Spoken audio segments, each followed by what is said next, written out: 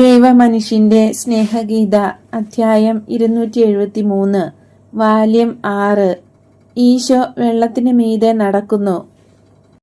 നേരം സന്ധ്യയായി വരുന്നു. വൃക്ഷനിബിഡമായ മലയിലേക്കുള്ള വഴി കാണാൻ കഴിയുന്നില്ല. വൃക്ഷങ്ങൾ ഒലിവാണെന്ന് തോന്നുന്നു.